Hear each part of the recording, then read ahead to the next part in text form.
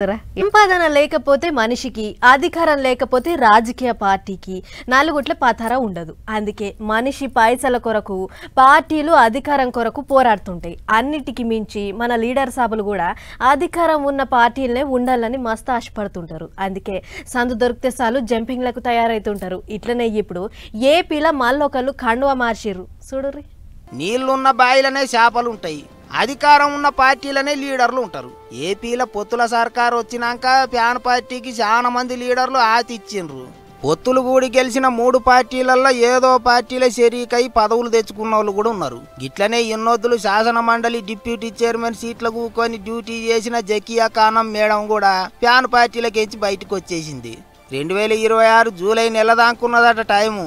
అయినా సుత ఎమ్మెల్సీ పదవికి రాజీనామా పెట్టి బయటకు వచ్చింది అక్క. పెద్ద ముచ్చట ఏంటిదంటే అటు ప్యాన్ పార్టీ కండువా మెడలకెంచి తీసేసిందో లేదో ఎమ్మటే పోయి పురంధేశ్వరి మేడంను కలిసి పువ్వు పార్టీ కండువాగా అప్పుకున్నది.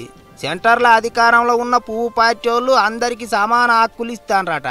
ముస్లిం అక్క చెల్లెండ్లకు గట్టిగా సాధిస్తున్నారట. అందుకే పువ్వు పార్టీలో షరీకైందట మేడం.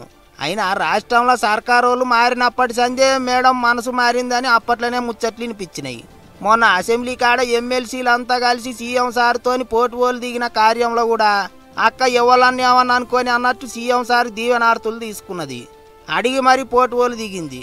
అప్పటి సందే పార్టీ మారుతుందనే ముచ్చట్లు గట్టిగా వినిపించినాయి. ఆఖరికి అనుకున్నట్టే అయ్యింది. ఇట్లుంటే ఇప్పటికీ పంక పార్టీ ఎమ్మెల్సీలు 6 మంది రాజీనామా పెట్టిండ్రు. అసెంబ్లీలో బలం లేకపోయినా ప్యాన్ పార్టీ వాళ్ళకు మండలిలో బాగానే ఉన్నారు లీడర్లు అనుకుంటే ఇప్పుడు ఆ బలం కూడా తగ్గుకుంటూ పోతున్నది. మరిగా పోతే ఏమవుతుందో చూడాలే అనుకుంటారు ఇప్పుడు అందరూ.